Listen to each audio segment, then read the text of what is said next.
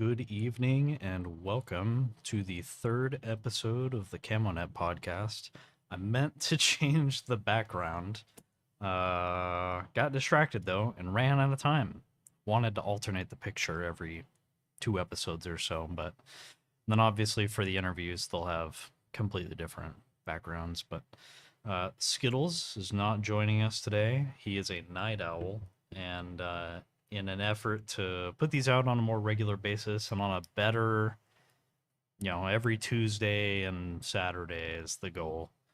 Um, Means that some of these episodes are just going to be me, which is fine. I'm sure everyone loves hearing me talk and rant. Uh, Anyways, thank you for tuning in. The only podcast, probably the only one for the next 3 years, that actually talks about the game in a competitive light. So, got a lot of topics today. Of course, there was a hotfix that just came out last week. Really didn't include a whole lot, but we'll touch on that a little bit. I wanted to talk a little bit about the team dynamics in Reforger and kind of what that experience is like. Though, if you've played the game for a couple of minutes, you know how it goes. And then I wanted to talk a little bit about the differences between Squad and Arma and what I think Arma should really pick up on.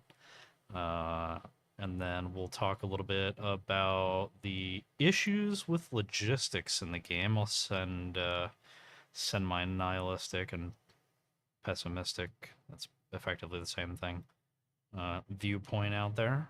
Send it out into the ether. And then I wanted to talk a little bit about the roadmap, which can be found if you just Google Arma Reforger roadmap. It takes you to their official website. Because there are a few things on there and I don't really like the wording as far as what's coming in the next update. And then, of course, we'll have our little Reddit section. I've got a couple of different things picked out, but Reddit is not always fantastic for question prompts. But we'll slog through it. So anyways, to get us started, there was a hotfix for the game on Thursday, July 10th. It really just, every single hotfix that they put out says that they fixed a crash or a cause of a crash. Strangely enough, they'll never fix the reason why you're crashing. Strange how that works out. But in terms of playable content, they fixed the medical supplies at objectives not switching to your faction. So if you if you're playing as US and you go to take a Soviet base, if you interact with their arsenal while you're taking the base, it's all Soviet equipment because Soviets own the base. And then when you take the base and you interact with the arsenal, it's all your weapons. Well, for a really long time, that didn't happen with the medical equipment, and that included the small little arsenal boxes in the command tent, which was effectively the only way that you could get bandages and tourniquets if there was no first aid tent at your objective. I say the only way, but truth be told, like, we walk up to an objective and there's 5 bodies on the ground, so you just take what you need. Now, I would like to throw cold water on this, however. I've had 2 games since this update, since this hotfix, where the arsenal for the first aid tent on an objective was still Russian. And that's only really an issue if you go to save your loadout. The morphine is the same for both factions. So all in all, not really a big deal, but just thought that it was interesting that they hopefully will hear that feedback that it needs a little bit more tweaking, or that there's something that's still causing it not to swap over quite as much or as well. And then it says that there's a workshop change, configuration of our workshop server components to lower the number of failed uploads due to timeouts. So I guess that's if you're downloading mods for a long time. There was an issue with that. I don't know. I've never really experienced that.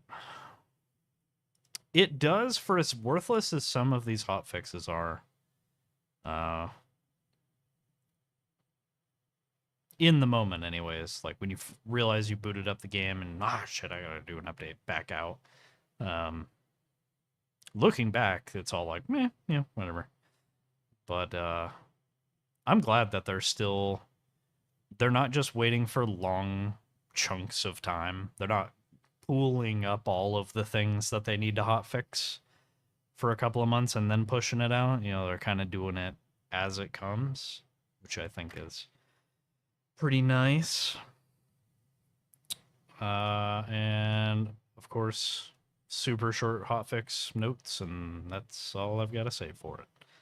So let's talk a little bit about the team dynamic in Reforger. I'd say that this is the most spicy area, the biggest area of contention in the game right now. I would just offer right off the bat that it doesn't exist. I've said it a couple of times, and then I teased it in the last episode where I talked a little bit about my theory on why Soviet wins every match. And I'm not denying that there's obviously new players do tend to flock to the U.S. side more often than not. So there's I'm not saying that that's not a component.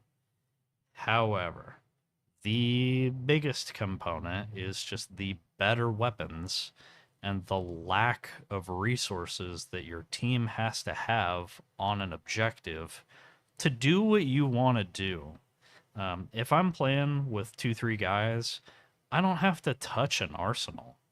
It's cool if I can. I'll throw an RPG down on my back. That didn't make any sense if I'm playing as the Soviets. But for the most part, I've already got a full auto weapon. Maybe I'll trade my magazines out for tracers for better hip firing. Because again, full auto. But I'm really ready to rock and go. I don't need to do any of that stuff. And it means that your reactions, your counters to, hey, I'm spawning on Cav Hill as the Soviets, I'm here with another guy, boom, we die, the US team starts taking the objective. We can spawn in immediately on Villanueva and just start running back. We don't have to fuck around with the arsenal or anything like that. Everything at that point is just window dressing. We don't need it. And the US team, you just don't have that. So I just would like to point out that that's a considerable aspect. But in kind of the theory that I had pushed before, I talked a little bit about the Soviets just happen to have more people that are trying to do different stuff. I'm steadfast and firm in my assertion that the U.S. team is actually better or playing with better goal sets than the Soviets are on average. The U.S. team want to be where other people is, or rather are. They'll see a lot of people on an objective like military-based Levy or like coastal-based Morton or Chotan, and they'll spawn there, and they just won't go anywhere. Whereas the Soviets, more of the team, from my experience, is comprised of 2s and 3s, like groups of friends, or rather people that just, they spawn in on an objective, they see a couple of people, they're like, hey, you want to fucking run with me over to this place or drive over here? So there's more kind of bandwidth available, and that bandwidth is typically used. That's why every time you look at the fucking map, it's not 2 points flashing. It's 3 or 4. That's because there's just more Soviets trying to do more stuff. I think that if you... We'll touch on it a little bit later, but if you made like a really explicit, concerted effort as US, if you had a group of 4 or 5 guys, maybe 6 guys, you could crush the Soviets. If you tried to play like a specific stack or a column, right? Like, hey, we're gonna push up the east side of the map. Say we spawned on the south side. Hey, we're gonna push up the east side of the map, and we're just immediately gonna cut them off at Hornbeam and Tyrone, or military base Levy, or sorry, wrong side of the map, military hospital or Gravette, right? And we're just gonna fucking stay there, split across a couple of objectives, or maybe on one, So that way our team can capture a bunch of bases. You just really wouldn't have a meaningful solution to that as the Soviets until you hit like the critical mass point of like, okay, well now you have 16 dead Soviets on the spawn screen and they can't spawn anywhere. So yeah, they're gonna hit you with like 16 people on one objective because they only have the north side of the map to spawn on. But until you hit that moment or that period in time, like per objective, you'd be fucking unstoppable. Just think about the last time that you spawned in on an objective and you just kind of looked around at what the people around you were doing, right? At most, I'm going to guarantee, this is wild because encompasses like Montanak. I can guarantee that you've never been standing next to more than 15 people outside of main base, like the match just started, everyone spawns in and tries to hop on a truck. Typically, you're not standing next to more than 5 people. And if you, even at that, more than half, if not everyone else that you're standing there with, are leaving the objective. No one's doing defense. The Soviets don't even do defense. They just push 19 objectives all at the same time. But either way, from both aspects, that aside, from both teams, speaking in terms of stereotypes and metas, and it's not there. If you're a new player to the game, I'm kind of fighting against like a little bit of my competitive genetics here, because as a stereotypical competitive person, you're not supposed to give a fuck about the new player, right? You're just supposed to punch down all day long. It's the lifeblood of everything that we do. You've milsim, competitive, squad, Arma. You need people. We run effectively small businesses, and the currency is people. People leave, people retire. You have to have new blood to pull from and pick from all the time to fill in those numbers, to grow, to gain more aspects, right? If I'm running a milsim group, I've got 60 guys, and that's cool, fine, and dandy, but none of them want to fly a helicopter. None of them want to do armor. It'd be cool if we could add that as a dynamic, or maybe we get like some people to play Op 4, or maybe some more people to run Game Master, right? Always need new people. So we should absolutely never lose touch with how the average person and how the average new player is interacting with the game, what they're coming up against, the issues that they're having in, say, like a vanilla server versus the community servers, which is why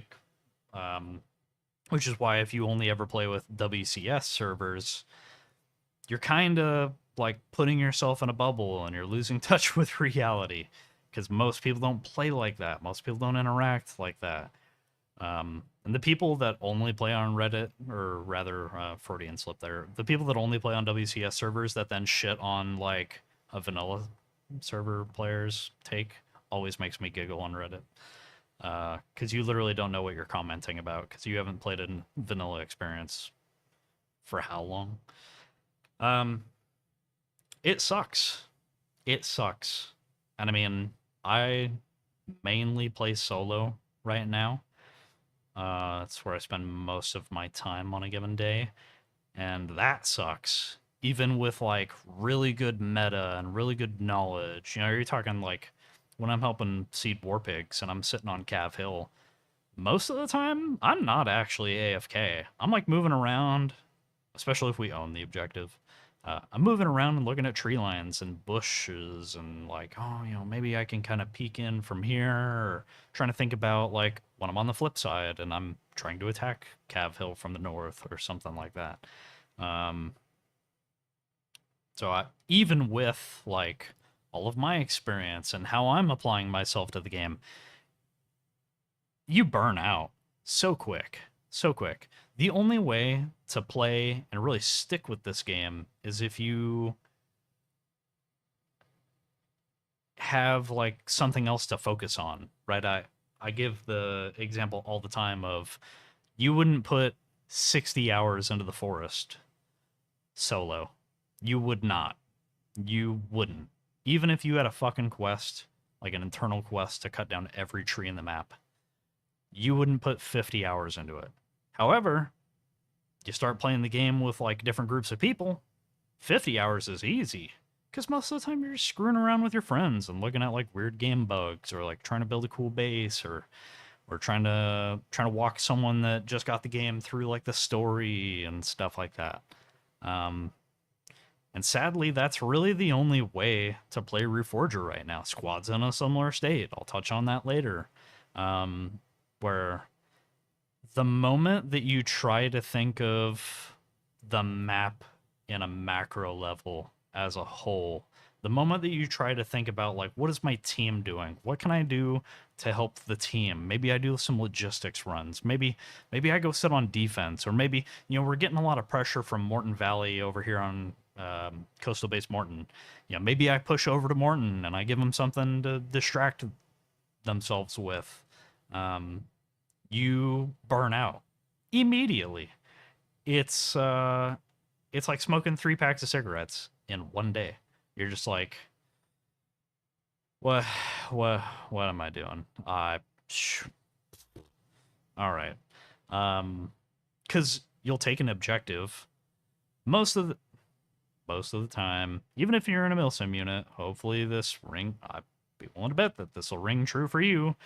Between your friends working, your unit having something going on, so no one's playing at the same time as you, you'll spend a majority of your time in this game either as a solo or as a duo. And I mean that in terms of like communicating with someone in Discord, or like you're explicitly playing with someone, right?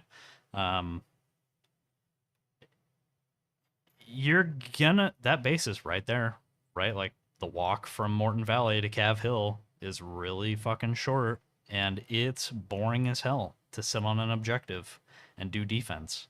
Unless you're on coastal base Chotain, coastal base Morton, a major objective, right, where you can kind of justify being there.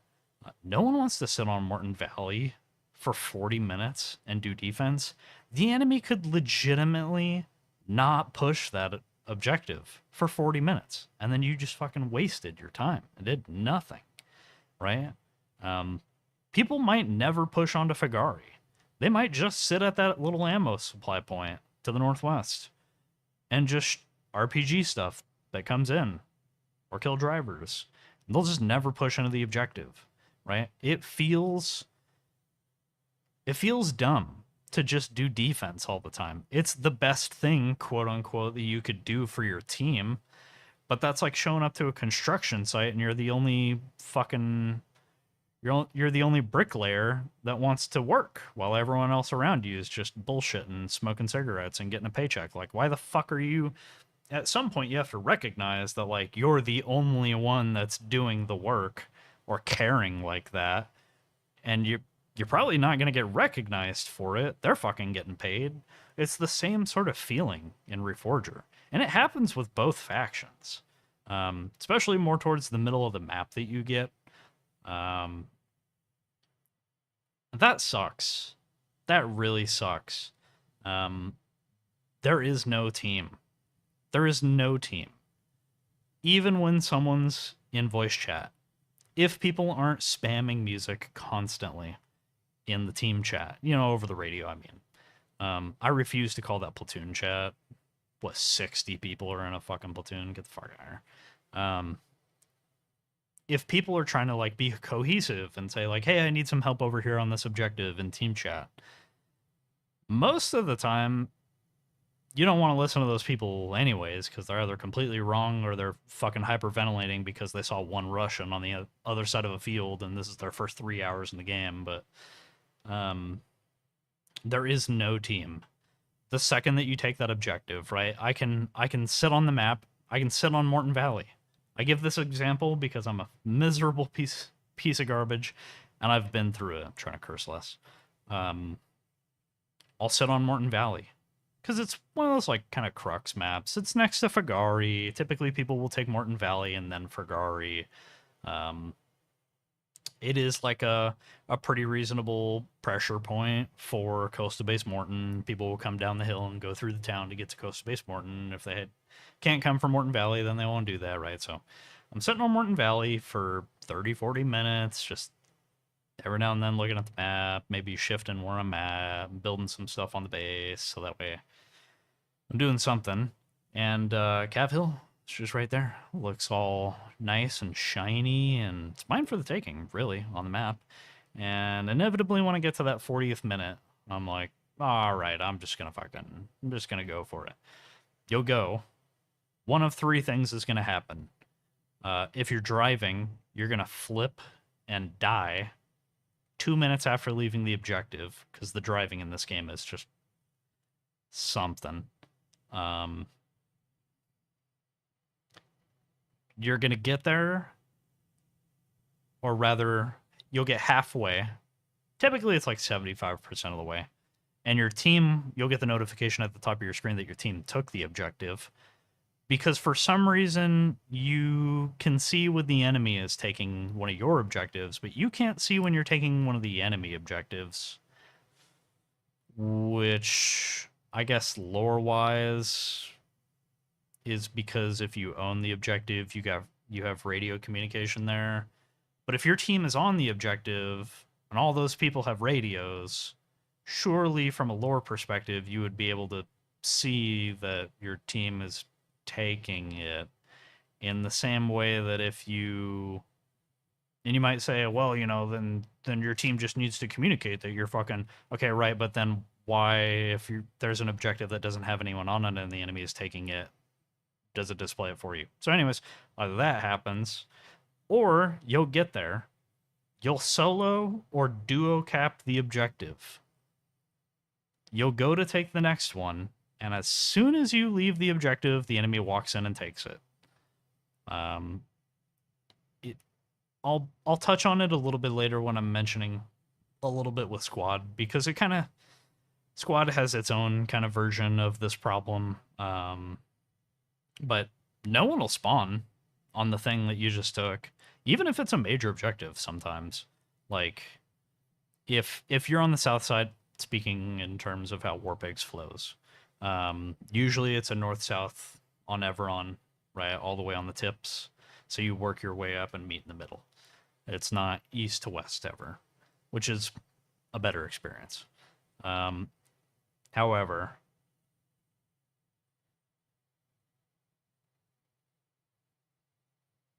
sometimes, like if you're on the US side, on the south side, and you get pushed off of Coastal Base Morton, now hypothetically to take it back, you gotta like push down the road from like Simon's Wood, or push across the bay, God forbid swim across from Camarac, and you retake it, you'll be waiting for people to spawn for a hot minute. In a bit of that, you can average out, like, hey, there's 60 people on your team at any given time. Probably 50 people are spawned in. 5 people are on the south side of the map or near your main base grinding for a helicopter, and 5 people are AFK. Like, no one's going to hit the respawn button just because you took a major objective. So there's a piece of it to that, but this thing sucks. This feeling sucks. And the fact that it's been this way for a while, right? Sucks. That's the only kind of word that I have for it. So they really need to do something on a large scale and on many small scales to fix this feeling. Even if you beefed up the tutorial, that doesn't do it.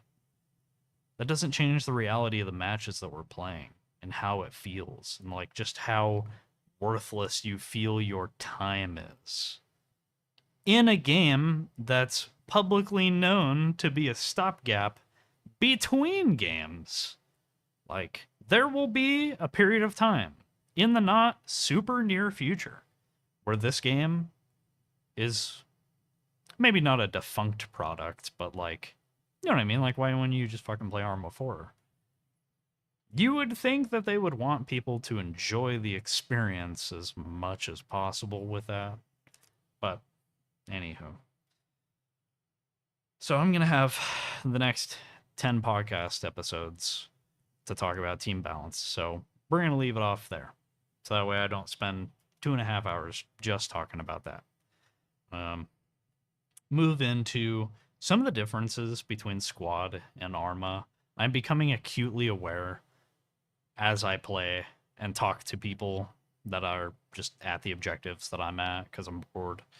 I'm becoming acutely aware that people have played Arma. Obviously, console players make sense, but people have not played squad that are now playing Arma, or people have played Hell Let Loose and they don't know what some of the stuff in squad is. And so I figured that I would just touch on both the literal differences and then some of like the vibe differences. And then I figured that in this sort of topic, I would cover a bit of what's frustrating to see Bohemia not borrow from Squad, because I think that it would fix, or at least be steps towards fixing considerable issues. So we're gonna start kind of from. I kind of ranked these or listed these in terms of what other people care about, not what I care about. So arguably it's least important to most important, but the first difference is that performance. Squad doesn't crash on you at all. I don't think I've ever had a single game crash, and before I completely stopped playing anyways, I think I had 6 years playing the game. Never had a game crash. I've many times had my computer shut off while I was playing, but that wasn't due to the game. Reforger crashes all the time. They could list 17 crash fixes for the next 15 patch notes, and I would still crash. I would like to think that it's not based on anything that I'm doing, but there might be a karma system. There might be. Secondly, rank locks on stuff. This is going to tie into something that I'll mention here in a minute, but Squad doesn't have them. Reforger does. But again, like I said, I'll circle back to that. Armor differences. Squad does not have attack helicopters. Does not. Reforger has transport and attack helicopters, obviously. There are also no tanks, and there's more of a selection of IFV isn't the right acronym. Like there's no Bradley and stuff like that on here. Infantry armor, something. I don't know. Light armor. Anyways. Helicopter. Well, I already kind of said helicopters. No. Then fucking attack helicopters. Map variety and layer variety. This is getting to me. This is the start of my things that I wrote down as annoyances. In Reforger, you're just playing the same map for weeks on weeks. Part of that is not a technical limitation. It is a balls limitation. We'll say that. You have to care enough to switch the map. But the way that the game works is it just loads up the same mission file. It doesn't choose from a set of mission files. I don't know any coding, so could it be possible that that changes in the future? That would be fantastic. But as it stands, if you would like to change the map that you are playing on, whoever owns the server has to go in, manually change the file that is referenced, or the scenario, I should say, for you to play on. Whereas in Squad, even before the map voting, as a server owner, you could just go through and say, okay, I've got all these different map potentials. I want these 20, and it'll be the rotation for this week. And then next week, I want a different 20. Now you've got map voting, so you don't even have to worry about that stuff as a server owner. I mean, you can still go through and whitelist and blacklist layers that are too broken or that you don't want, but um, you can go through and say like, well, I want these objective sets, and I want these factions, and I want this armor. Dear God, does this game effectively need that? But anyways, I've touched on that before. The lair variety piece on that also seriously bothers me. There are just too many objectives on the map. There are too many objectives on the map. Even on the ends of the map where it's too wide. It shouldn't be too wide. It should just be one. There should be, on the south side of the map, speaking in terms of war pigs, or speaking in the language of war pigs.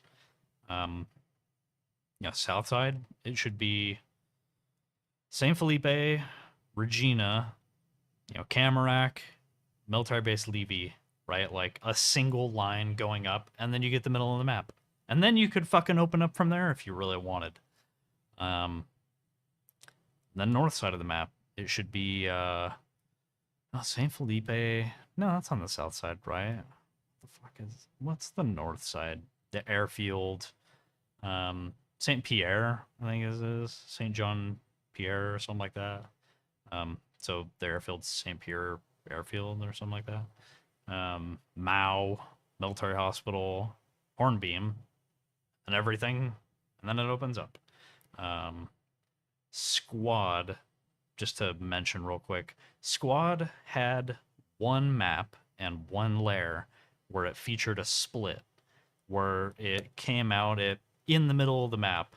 It went like this single, rather I should say, from one end of the map to the other. It was like this single objective, this single objective, this single objective, and then two separate objectives, two splits, where you had to control both to then take the point before it, and then it consolidated back into a single objective, single objective, single objective. So it effectively was a way or a scheme or a design to keep you in the middle of the map for longer. If you were a super overpowered team, it balanced things out to an extent where maybe you weren't so overpowered or so much better than the other team that you could control both. You could only control one at a time, so you'd get a little bit of seesaw action. That could be interesting to see, but that doesn't exist for the game right now. You can go in and manually say, in the same way that you can go in and manually choose the map, which objectives you would like to play over, but it's not randomized. There's no way to set like, okay, well, the map stays the same. No one has to download anything, but I want a series of scenarios that are effectively just overlays on the map, right? Like think of like Call of Duty Modern Warfare 2, Black Ops 1, Black Ops 2. The maps were all the same. It was effectively when you chose to play like Team Deathmatch or Search and Destroy or something like that, it just effectively like changed what was on the map. You loaded into that, it would load the map, and then it would load the game type that you were playing, and it would put down the things that it needed to. That's kind of what I'm talking about. Game definitely needs something like that. Third person, just as a point of mention, Squad doesn't have third person. Personally, I hate third person, and it bothers me that I haven't seen a first person only server. Hint, hint, wink, wink. Squad role, or rather squad and role composition. And then my last point is the framework of the squad. We're going to kind of merge these into two. They're two separate topics, but I think they feed into the same big issue. Okay, so both games are very similar. Both games had a similar problem at one point or another, except that Squad seemed to have been made with the solution in mind. And now on the back end, people just don't care anymore. And a symptom of people not caring is that the rules don't really mean anything. Reforger noticed that people were just doing whatever the fuck they wanted and grabbing whatever the fuck they wanted. And everything's... I said that I was going to stop cursing. Everything's based on a supply system, so you can't just have 15 people spawn on an objective with 300 cost loadouts, like from the rip, like within the first 5 minutes of the game. So their fix, while it was probably on the roadmap or in people's minds for a while, used rank to spread that out. Obviously, they didn't fix it, because if you're on the server for 3 hours, you'll have the rank prerequisites to, kit yourself out with whatever loadout you needed.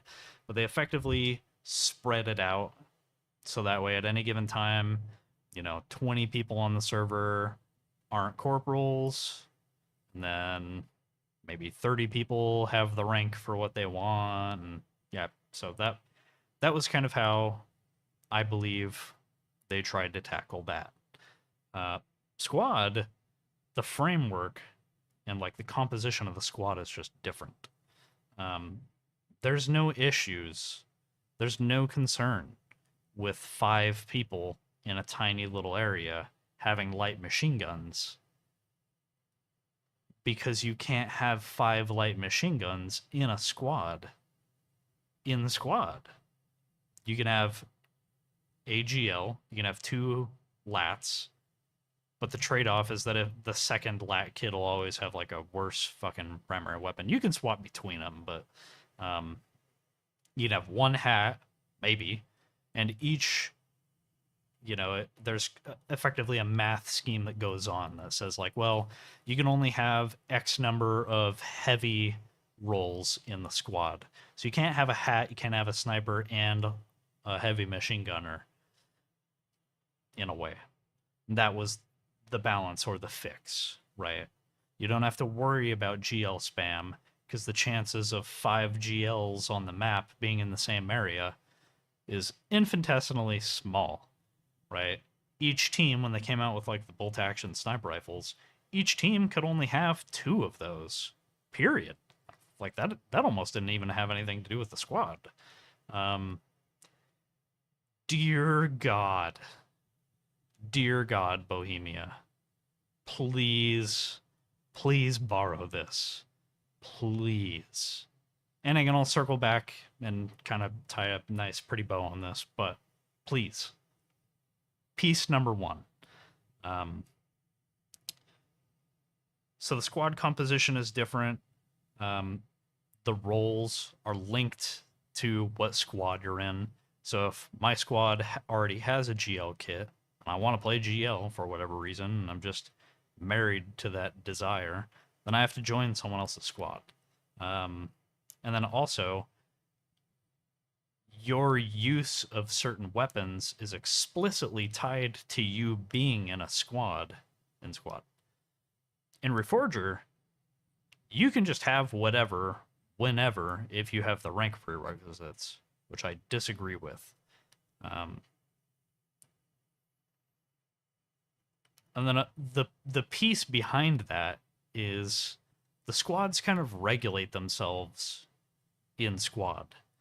Because if you're not playing with us, if you're not communicating, if you're just doing whatever you want, if you team kill a bunch of people, if you grab like a weapon that doesn't make sense, or rather, if you're not playing your role effectively, and we genuinely need like a medic that's not AFK and is healing people, you just get booted from the squad. And when you get booted from the squad, it immediately takes your role from you.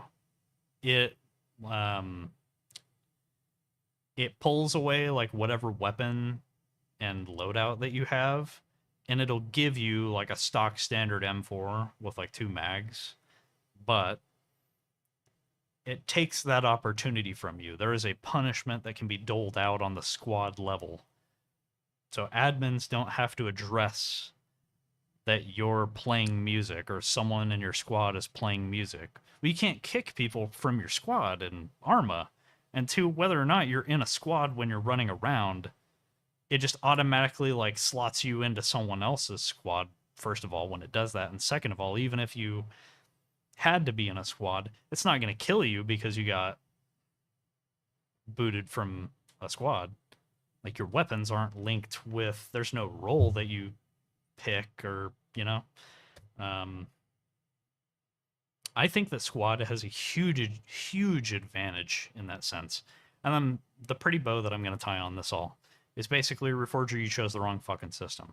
If you want to have, I agree that to some extent there should be a time check on, hey, you just made it through the queue, you've been on the server technically for 5 minutes.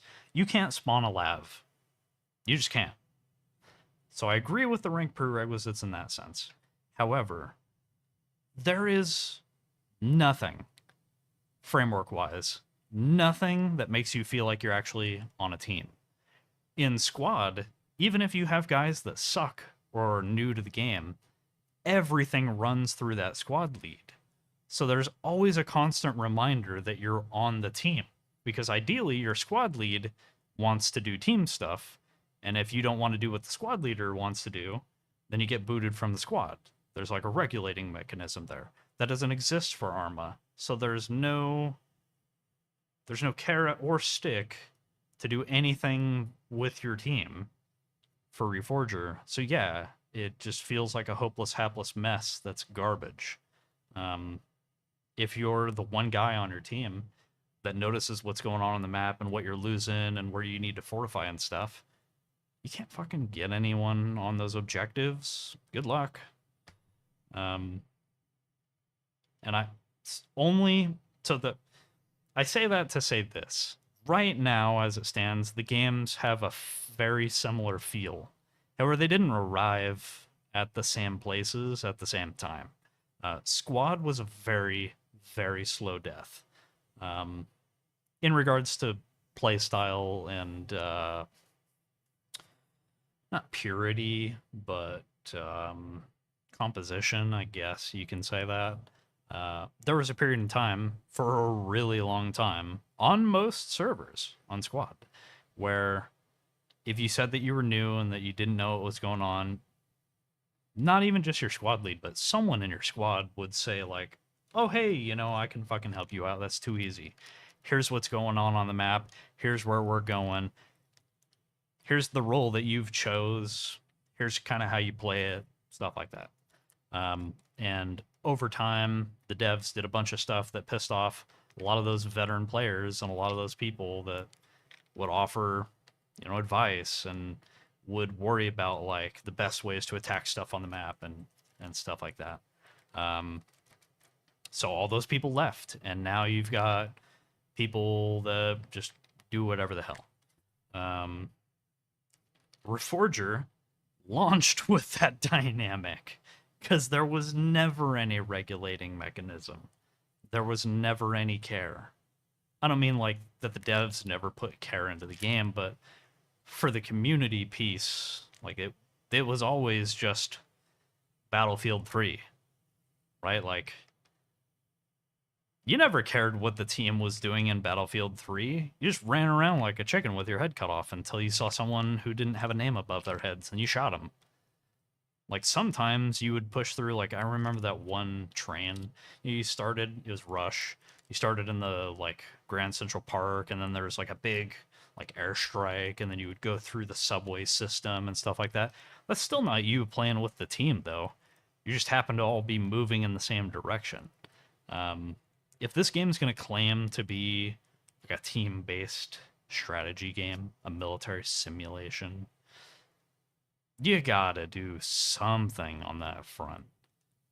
Because what you have right now isn't working. And I would love to see the data on how many people are refunding the game before their 2-hour marker based on that experience. How many people are playing on official servers where they just get team killed for an hour and a half and then they refund the game?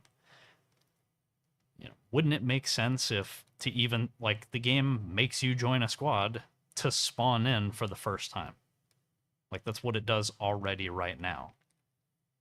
surely it would make sense if you get booted from your squad by your squad lead, if it just completely cancels out your ability to grab weapons from bodies, from the arsenal.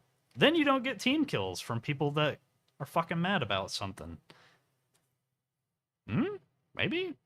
Maybe then there's an incentive to actually communicate. Maybe.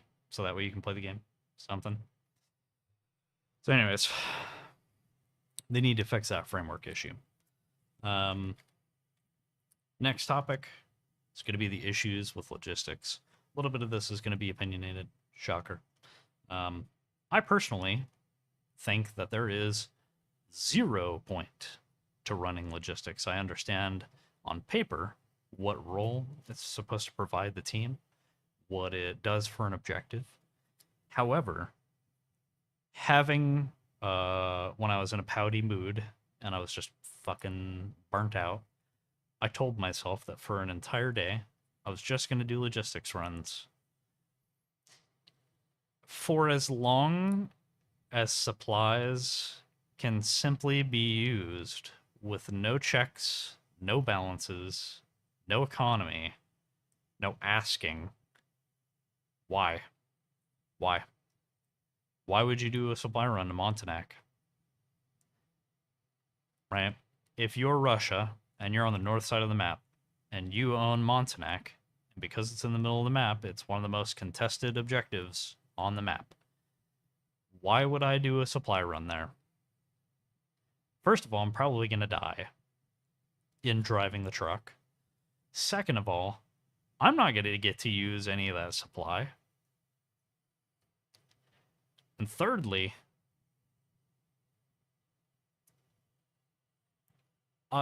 okay, so best case scenario, I wouldn't do this because I think that the vehicle is a waste of fucking time, right? If I spend an hour doing supply runs on Montanak on a full server, and I would like to credit myself as like the reason that we're holding this objective, and I go to spawn a 50 cal Humvee, 3 people are going to team kill me and steal my Humvee. Or they'll give me shit for pulling a Humvee on a major objective. Why would I do it? Why? There's going to be maybe 10 people at any given time on Montanak. They're going to see that there's 3,000 build. 2 people are going to pull a 50 cal Humvee. Those are 1,500 tickets each.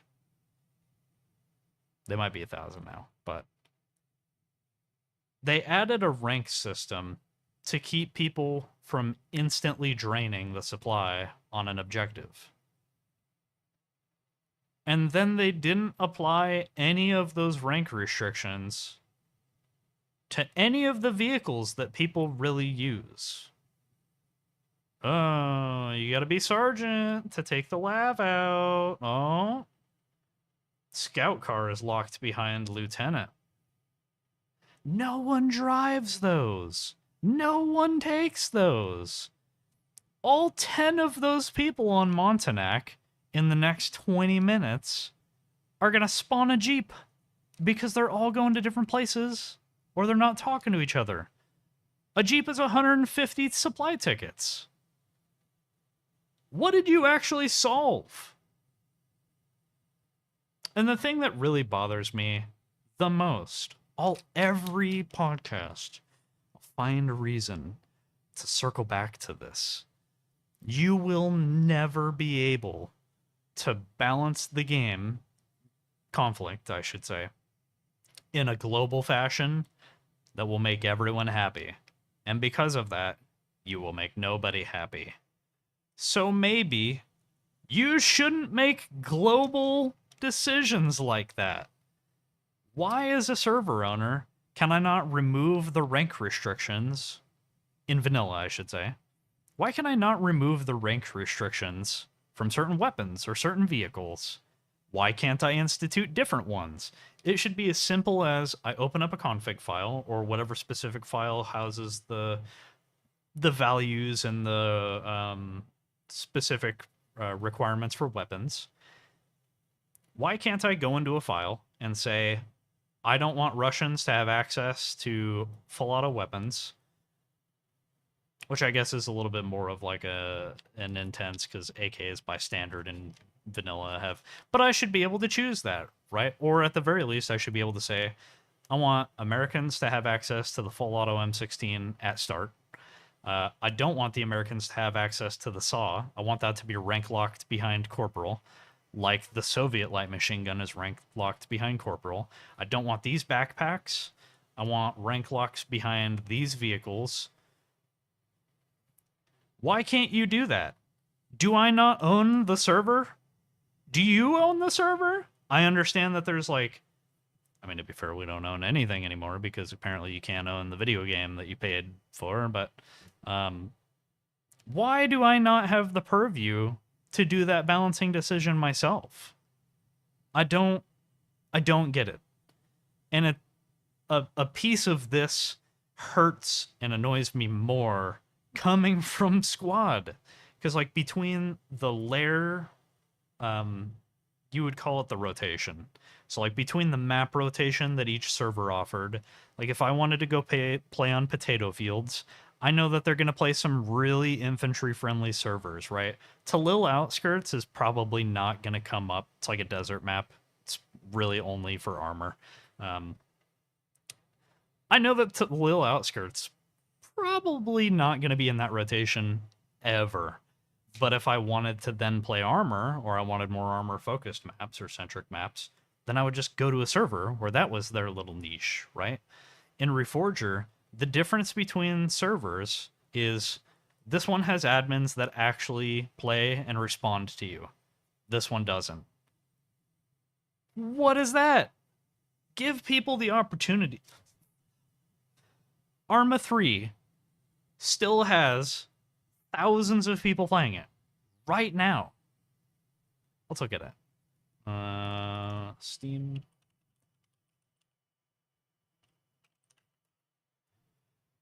Steam charts.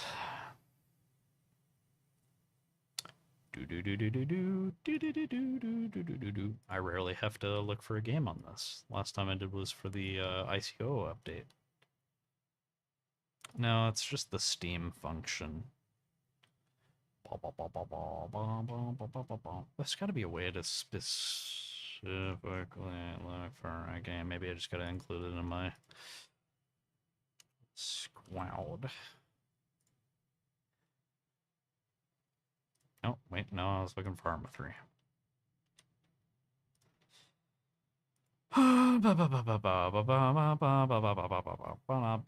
There are 7,400 players playing Arma 3 right now. The fact that Arma 3 is coming up on 13 years old, right? 13? Came out in 2013. Coming up on 13 years old. And it still has the player base that it does, is because you can do whatever you want in Arma 3. There are so many mods. There are so many ways to customize whatever you're doing for whatever your server is. Exile, King of the Hill. To be fair, that's a little more restrictive, but Epoch, if you want that like DayZ feeling, Altus Life. That tunability is why that game is still going right now. You didn't think that that was important to have in Reforger? The game that you're making as a testing grounds for Arma 4. You didn't think that it would be a good idea to, like, give people the opportunity to, like, test the game that's meant to be a test. Yeah? Okay. Alright, cool. But you want people to buy the game, right? I noticed that it's still listed for sale. Ugh. Always something. This is going to be a short episode. We'll move into the roadmap real quick, see if we can cap this off at like an hour and 30 minutes. So this is the second time that I'm seeing the roadmap. I'd seen it from a link when I first got the game, and then I completely forgot about it. And I'm only just now remembering that it's back. or that it's here. So I'm not able, well, I can kind of do an overlay in the sense that I can just show what the roadmap is. Everything highlighted in green is stuff that they've already completed. Everything that is in white is stuff that's planned, and everything that's in yellow is in experimental.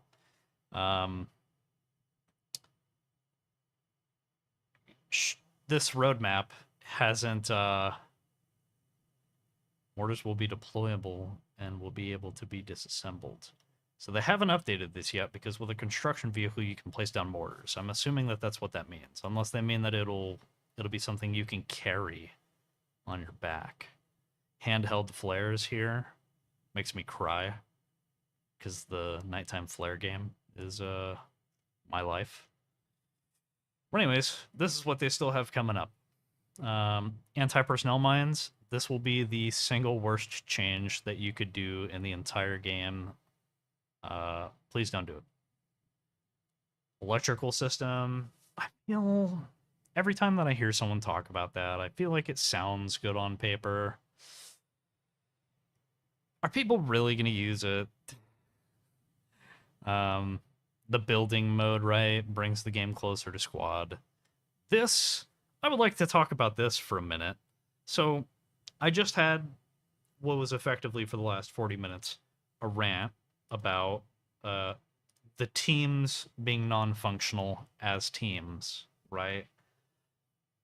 Do you really think that if everyone just spawns in at a location, okay, so just for people that are listening, it says building mode. Bases will soon be constructible almost anywhere on the map and will no longer have preset locations. Building bases will be limited to available supplies and can only occur within a faction's radio signal range. Okay, so we need to deconstruct this on a few different levels because this is incredibly vague. Conflict centers around taking objectives, and then the win conditions for the objectives, or rather, the major objectives, is that you take a preset number of them and then you win.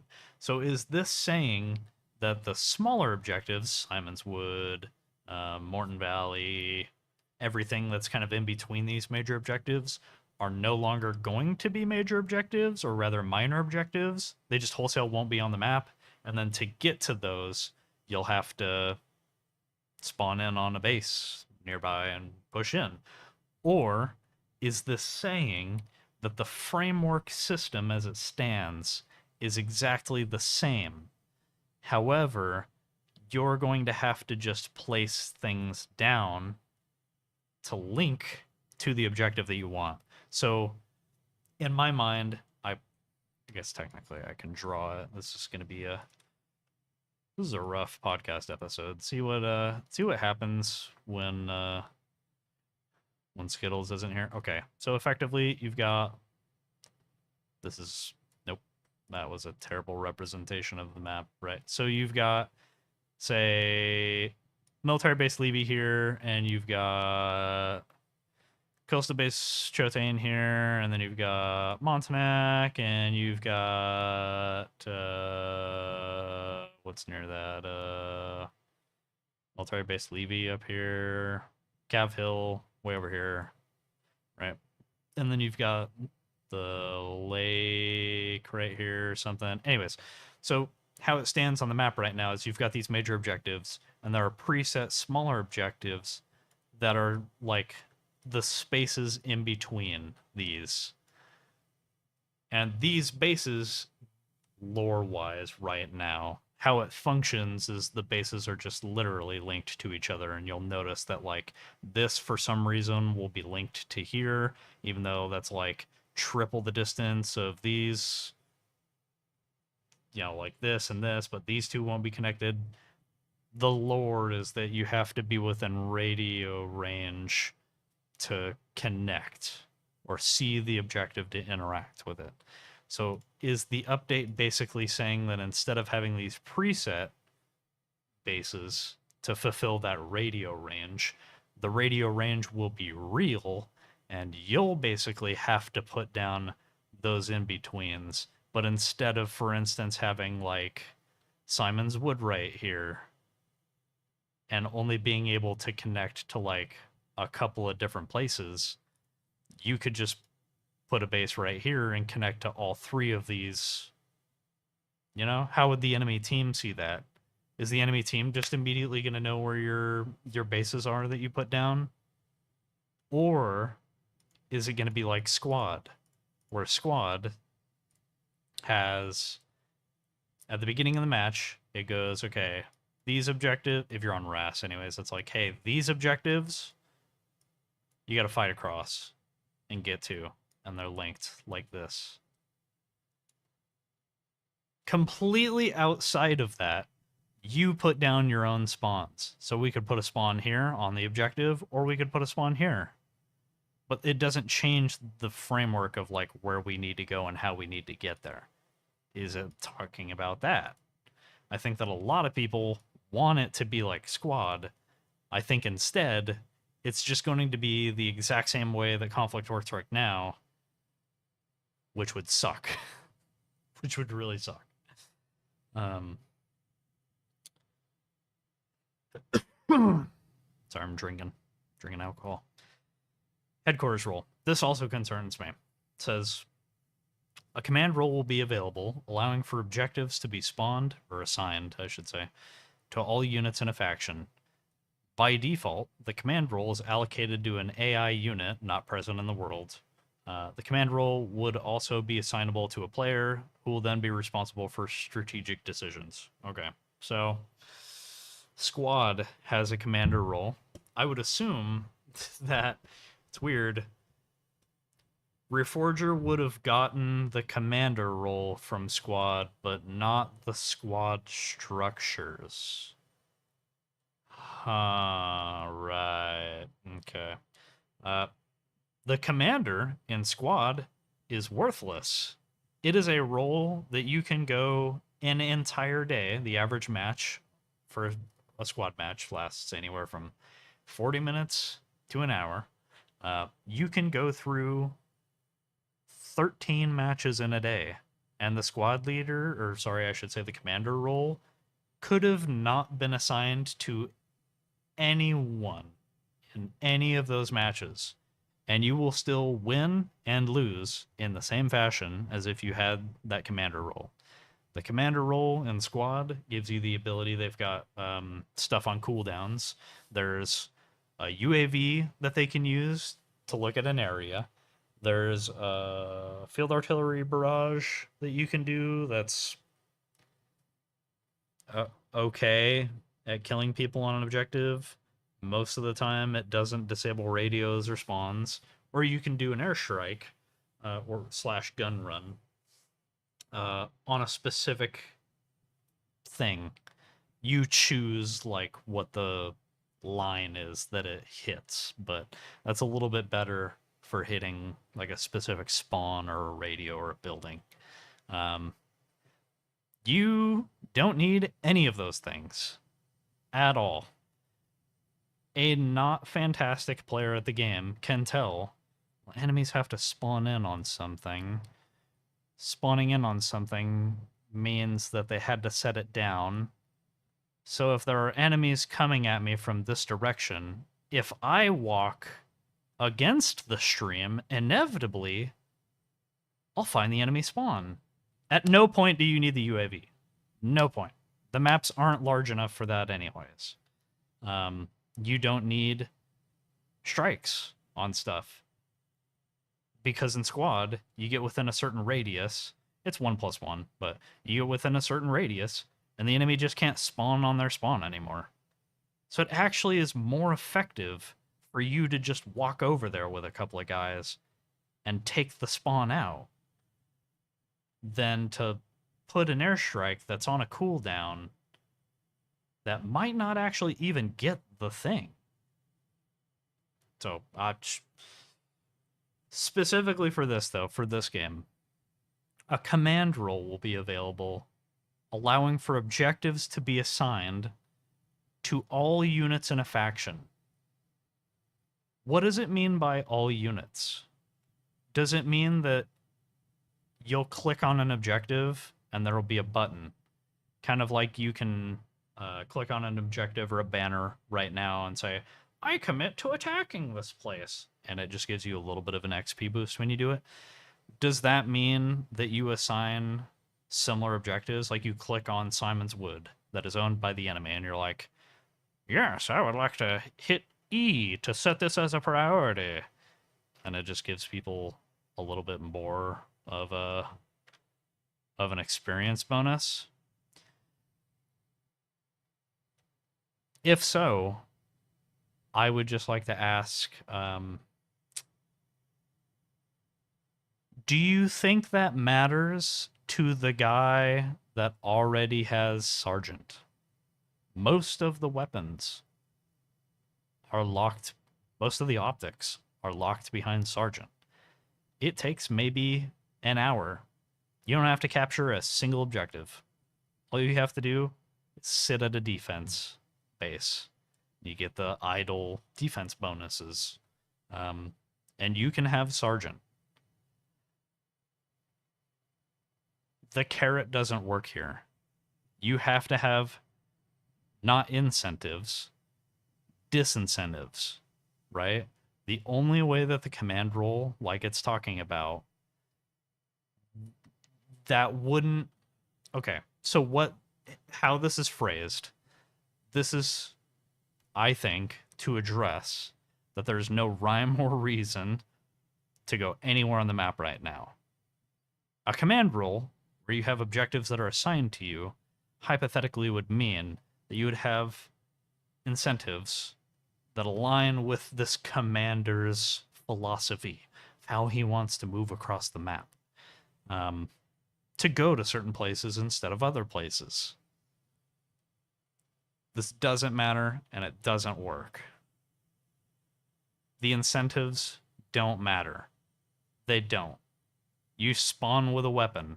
Unless you're telling me that if I come into a server with no rank and I spawn with a pistol, then, okay, maybe I'll follow your incentives so that way I can get a rifle. But I'm probably still just going to spawn with a rifle that does the same amount of damage that it does to everyone else, whether I'm 20 minutes into a match, whether I'm 3 hours into a match. The only thing that typically differs is the optic that I'm using. The bullets all do the same damage. The only way that this command role will work, how this first point is phrased, is if you can also set disincentivizations, right? For every... I want 5 things. If I'm the commander, I want to be able to turn off spawns at an objective or a location, right? If we own half of the map, I want to make it so that way people can't spawn it. Say I'm US, and we're on the south side of the map. I want to make it so that way people can't spawn at Quarry, Black Lake, Durham, St. Pierre, Regina, unless they're a helicopter pilot, maybe, I guess. Military base Levi, and probably the town of Levi, right? I want to restrict the places that people can just randomly click on and do nothing. So that way, even if someone's doing nothing, they're doing it on a place that we actually have to defend, okay? That's the first thing. The second thing, I want to be able to set negative XP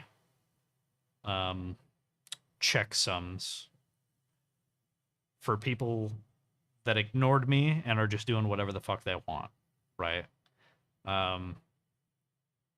If you go X amount of time without...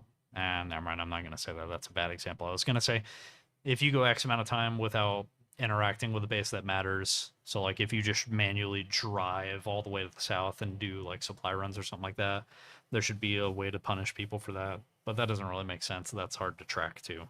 What I would say though is like, hey, it's cool that you took Coastal Base Morton in the example of we're on the south side of the map, right? It's cool that you took Coastal Base Morton. However, I've been telling you for 30 minutes that we don't need that objective. We've got people on defense that are sitting on Kamarak to keep the Soviets from taking it. So we don't have to worry about people coming in behind us. And we're trying to work on the east side and the northeast side of the map right now. So thanks for taking that. You didn't get any experience for it. In fact, you should be able to set negative experience Team kills. That's the third thing. I would like to manually be able to set, if I'm the commander for the team, I would like to be able to set the severity that I would like to punish team kills with. Now, an admin perspective is like, God, it'd be great to have like an automatic bot that kicks people once they've team killed 5 people, and then they gotta rejoin the queue. Oh, sucks. So I guess you crashed that helicopter that had fucking a full load in it. Well, chances are that I'd say like 60-40 that you just purposefully crashed that fucking helicopter, or you would be able to, like, they could do an update or something to check for that, like if you died in a vehicle or something like that. Whatever. Anyways, I would like to manually set repercussions for that. And then I would also like to be able to select specific people for specific objectives. That's 4 things, but, you know, whatever. They're not going to do any of those, so this is going to be fucking horse shit. And second of all, or rather, second as a point, who decides who's the commander? By default, the commander role is allocated to an AI unit not present in the world. That's for the official servers, I'm sure. But who decides? The command role will be assignable to a player who will then be responsible for strategic decisions. Do you vote? Right? Is this a complete ripoff of Squad? Because if it's a complete ripoff of Squad, it has to be complete. The only reason that works in Squad is because there are squad leaders that do stuff. When people in Squad go to spawn a vehicle or go to hop into a vehicle, it pings me and asks if I want to approve it or disapprove it.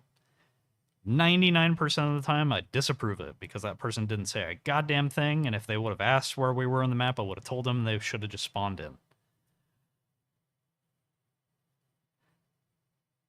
But a piece of that framework is the squad leads nominate themselves as the commander, and then all the other squad leads get to vote on it, right? So if you have a squad lead who doesn't have a microphone or spent the last game calling everyone a piece of shit, no one votes for that guy when he nominates himself.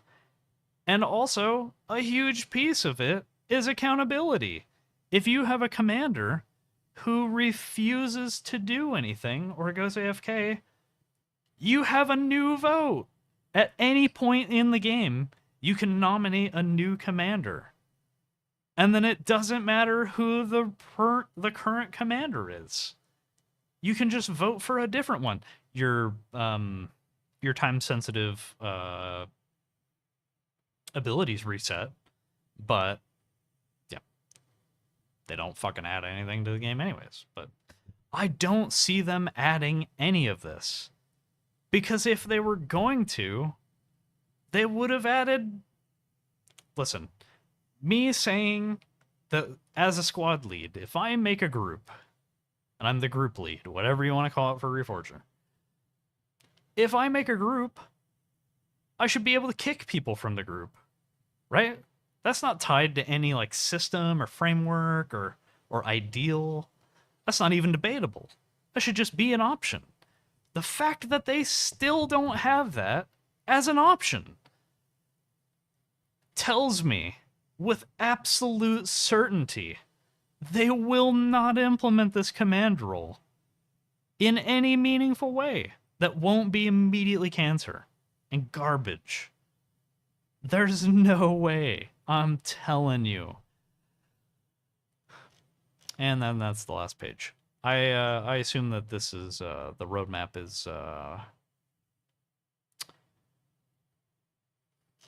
not the complete picture of the game, but it's for this fiscal year, I would assume. I just I like having an alternative to Squad. I was listless and I was terrible without a main game. However, it will make me laugh so hard if they fuck this up. I spent forever when I was playing Squad referencing Arma 3 and all the stuff they like explicitly didn't do. When they're they're literal competitors. Usually when you're in a business, you look at what the competition is doing and you think, God, does that have its merits? Maybe we should be doing that. Can we do our own version of that? Like, I wonder what issues there are on that so we can iterate on that and come out with a better product. The fact that these guys aren't doing that at all is just crazy to me. But I used to play squad all the time, like when they added helicopters, and I was like, oh my god. Oh my god, the helicopters are so terrible. Because Arma 3 flying is just so good. With 15 hours in the game, you can lift off, land, and do simple maneuvers in Arma 3. It's absolutely foolproof. It's fantastic.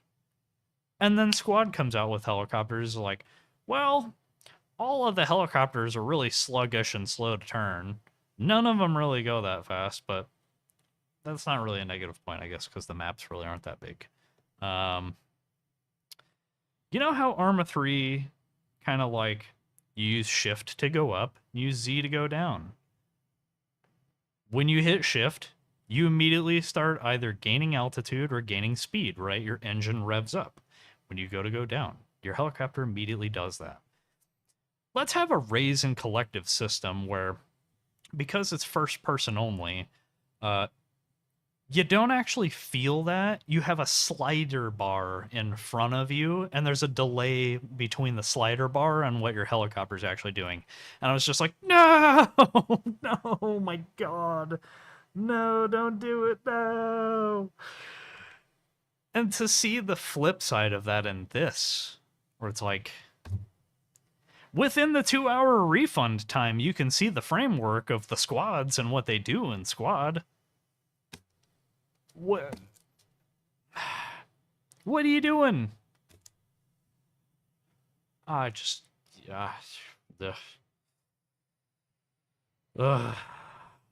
no, not a fan. Not a fan. Anyways, let's get to our Reddit section. See, these transitions between topics are terrible without Skittles. All right, so got a post that says, vanilla conflict should mix up the major capture points, not just spawns. I know there's an update in the works to build bases everywhere, but the main capture location should change up a bit as well, resulting in more fights in areas with a lot more interesting tactics implemented, places like the castle, especially on Everon. Fantastic proposition. Not gonna happen, but I selected this topic because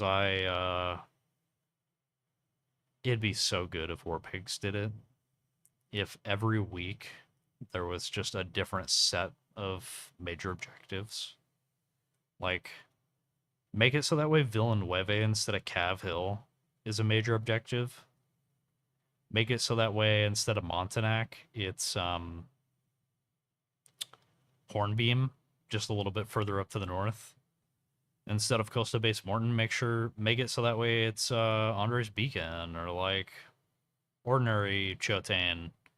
Or I said Costa Base Morton, didn't I? Make it so that way it's Morton Valley or Simon's Wood or something like that.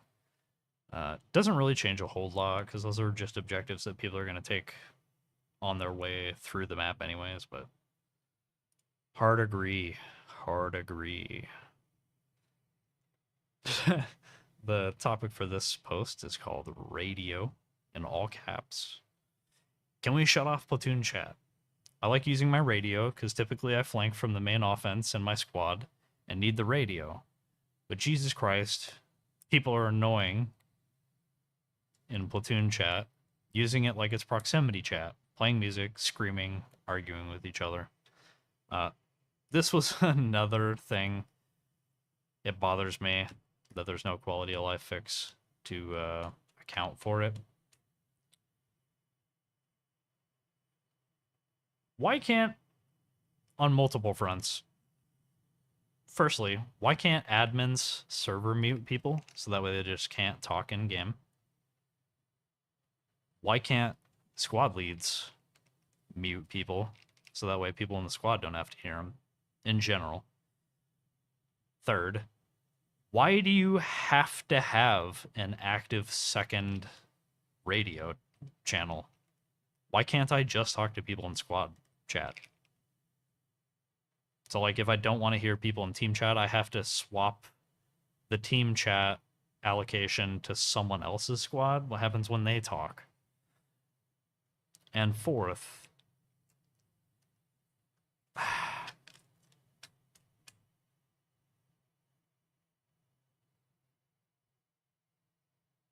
yeah, squirrel moment. So usually Skittle steps in when I have like those blanks and I don't know what I'm saying. I think carrying a small amount of demolitions can help a lot. Lately, I've been bringing explosives with me on my runs. It's rather heavy, especially with a detonator, so I like to keep it in the trunk usually. Roadblocks, dragon's teeth, those steel jacks looking things, and barbed wire are silent killers. Never underestimate a simple temporary wound that does something like prevent you from running, because that's usually what's going to get you killed later on. I slap TNT or C4 on these and blow them up from a safe distance. Friendly AI also has this awful habit of always running into wire. If you don't have explosives, you can destroy the wire by driving over it with most vehicles. It's worth it to do it because the little things benefit the whole team, and you get to watch things go boom. It's like having bananas in your cereal, man. Oh man, I haven't had bananas and cereal in forever. I haven't had cereal in forever. That's a mood. I want cereal now.